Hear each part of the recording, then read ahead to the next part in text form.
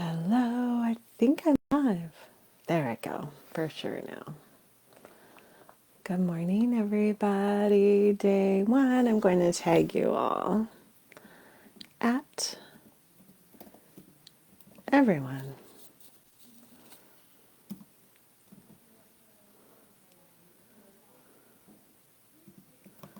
I'm, that's not how you spell it, Linda.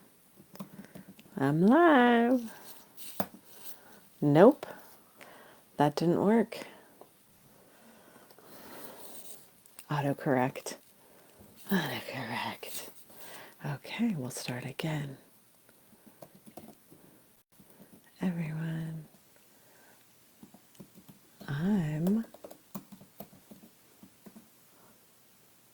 no, I don't know how to make it not autocorrect to this weird. Here we go. Yes.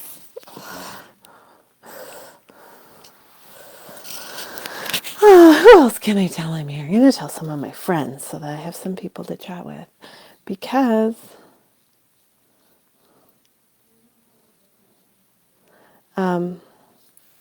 you guys,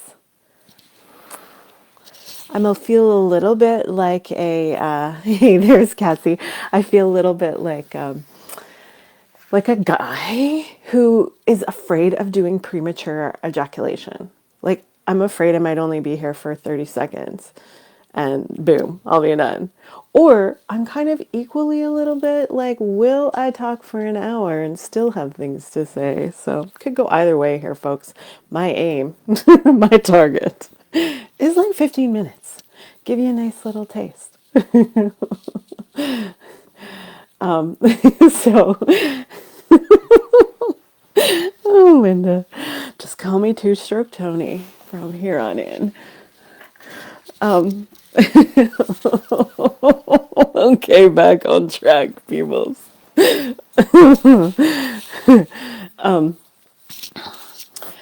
now I've got myself crying. Day one. Day one of Tricks and Treats, you guys. Thank you so much. The premature ejaculation of facilitating. Yeah, just like boom, there it is. Go home, put it into practice, change your life. Don't talk to me until you got it handled.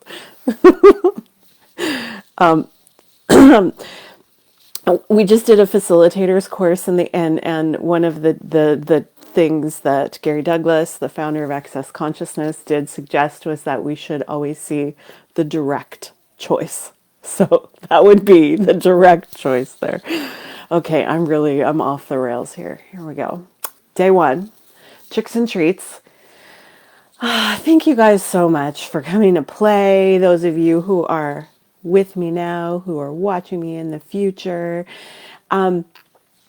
I wanted to tackle, or not tackle, but I just wanted to give you all the little tricks that I use to have so much ease and space and inclusion of the spirit world.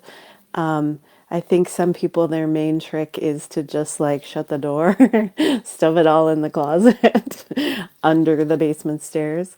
So, does that actually work? And I got some stuff that has made my life so much easier, you guys. I'm a facilitator of the tools of Talk to the Entities. Talk to the Entities is this beautiful body of work that Shannon O'Hara put together from her years and years of really like in the trenches trying to stay sane, really, and get happy. And so these are pragmatic, simple, effective tools. So I thought we'd start off talking with fear. Talking with fear. Hey, Fear, how you doing today? It's me, Linda. Talking about fear. I think it's a common... Hi, Twyla. If you guys have any questions, please put them in here because it's so much easier when I'm, bouncing ideas back and forth. when I'm speaking to what you're curious about. Fear, I think, is a really predominant reaction to the spirit world. That's what it is. If you look around, it's so easy to see right now, especially. There is lots of like playful Halloween stuff, but when you watch a trailer for a movie, like the trailer is enough. These like really deep horror movies, the trailer is enough sometimes. So like to just be like, nope, never watching that one. But it's like that reaction of fear is what they're playing on there. They are trying to create a reaction in you, and it's fear. So you are being entrained by this culture to react out of fear towards the spirit world. Reaction, is reaction your most potent place to function from? Or is there something greater? Action. Action is so much greater than reaction. When you're in reaction, someone else is in control. So that's a question that you can ask yourself when you have that fear come up. You can ask, wait a minute, is this mine? Am I mimicking this? Have I just simply been entrained to this? And if you're all familiar with the tools of access consciousness, you can just destroy and uncreate it. Use the clearing statement. If you're not familiar, please get to a bars class. Get to a foundation class. Action, yes. So that's really what I would love to get to, is those choices of action. Okay, I jotted down some notes. So along that lines of something that you've picked up that isn't actually yours, that you're just like mimicking, is your family. You guys were little kids. Get to a class with Linda. Yes, thank you, Cassie. When you guys were little, how can we talk about this? I have a granddaughter. She's 2. So she will go out. She'll go out and play on her own and explore. And then she comes back and she cuddles into our bodies and uses our bodies as part of how she regulates her body. So it's just part of how little one is built, is to co-regulate and to have the capacity to mimic a lot of what's going on in those big bodies around them, which would be a beautiful gift if everyone in this world was functioning really consciously, really from that stance of action. But chances are, when you were a little one, your parents might not have chosen that. So it's really easy then to mimic that reaction. It's not about the words that they say. It's about energetically what's going on physiologically and psychologically beyond the words. So your parents might have told you, oh, don't be afraid, just get back to bed. But that even in itself, right, is a put it in the closet, a sweep it under the carpet kind of reaction. So no one ever taught you how to react or how to act. So is it mimicked? Is that reaction that you're experiencing? Lots of it is physiological as well, right? In your body, and psychological in your thinking, and beyond energetically. Is that yours? Did you mimic it? Who did you mimic it from? Are you ready? Can you return to sender with consciousness attached and choose something else now?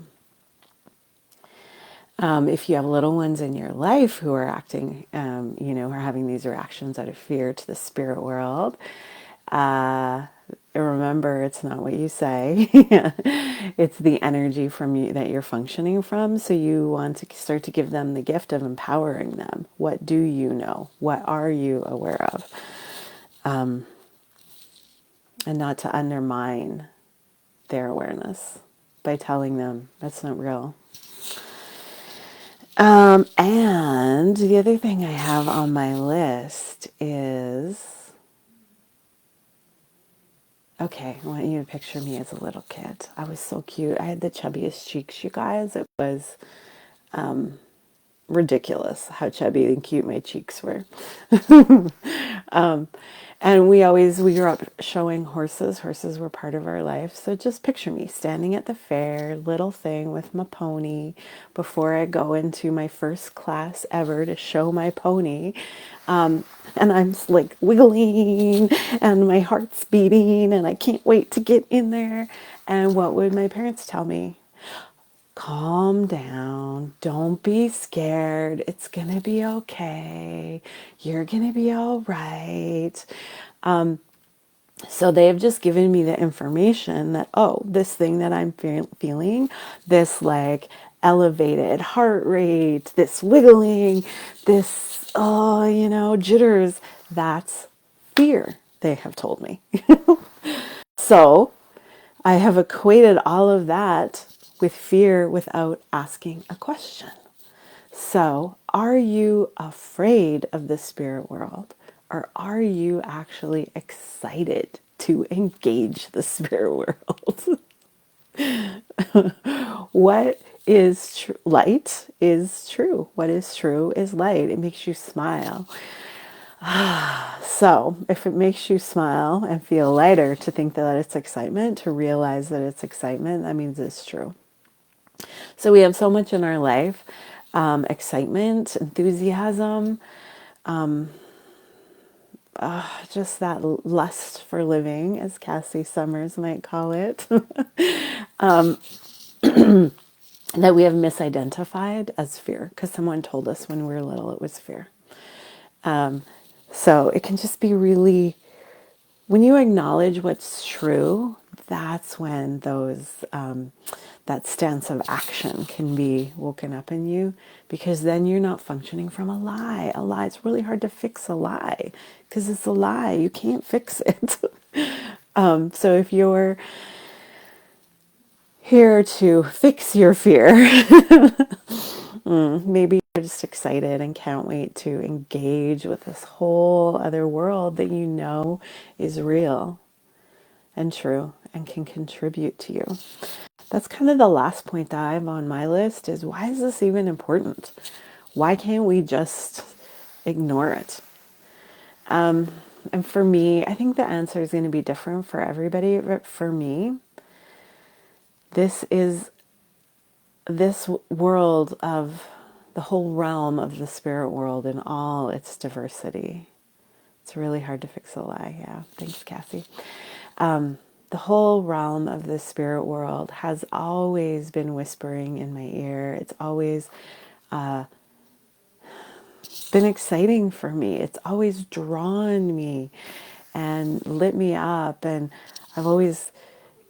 so that's why it's important. Because it has attracted me, I know something is possible. Something is possible for me to create my life as greater by including the spirit world. And let me tell you a secret, you guys. I really get that I can have a positive impact on the entire world by me choosing to include the spirit world in all its diversity. That I get to create a future for the world that's greater. We've got a question here. Can you speak to how people are afraid to open the door to the spirit world because they think it will overwhelm them and take over their life? Yeah, there is. We talked a little bit about lies, right? And that's kind of a truth with a lie attached to it. It's true. When you open that door, It's Thanksgiving here. My house is full. I'm hiding in the spare room right now because my house is full of people with bodies.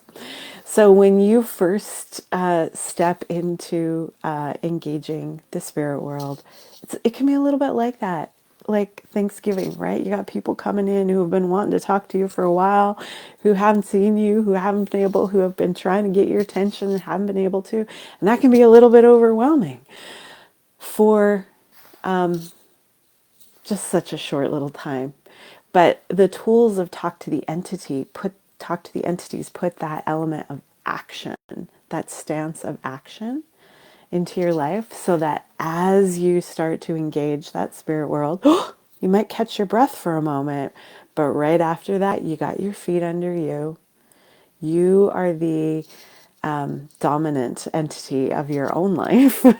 That's what what these tools give you. I had someone on the weekend, the last Talk to the Entities class that I did, and they said, "Oh my God, I have never been more aware of the spirit realm, and I have never felt more like me." Because the most potent stance of action in your life is being you. And when you're ignoring, when you're coping, are you being you? Do you get to unleash the full potency of you into all areas of your life? Or are you so busy leaning against the door and keeping the spirit world out of your life that you never actually get to relax and be you? So I hope that kind of helps. It's getting tools and getting to work and getting to show up in your own life. That's important. That's why this stuff is important. You're welcome, Twyla. Thank you so much. 17 minutes, you guys. 2 minutes over. I have more to say on fear. But tomorrow we're going to talk about doubt. So we're going to take the most potent stance of action as being you. This is right. It's pretty cool. We're going to talk about doubt tomorrow, and we're going to bring with it some of the information that we're going to learn about doubt is going to help you also be tools that you can use when fear comes up. So doubt is another reaction. It's another place where we're not being potent. So come see me tomorrow, same time, same place. Thank you guys so much. This was so fun. And we will see you all tomorrow for day 2 of Tricks and Treats. Oh my God, before I go, I've got to tell you something. I've got more treats. We're doing a 1-hour live call on Friday, the 13th. It makes me so happy. Cassie Summers was helping me put this together, and we were like throwing back ideas, and we didn't even realize that Friday the 13th was Friday the 13th. So we're going to do a live call, a free live call. All you got to do is sign up. I will pop the link in here. And when you sign up to join me on the live call, we're going to put your name into a hat and draw out for a free session with me. So I'm going to pop the link in here. We will see you guys tomorrow for day 2 of Tricks and Treats.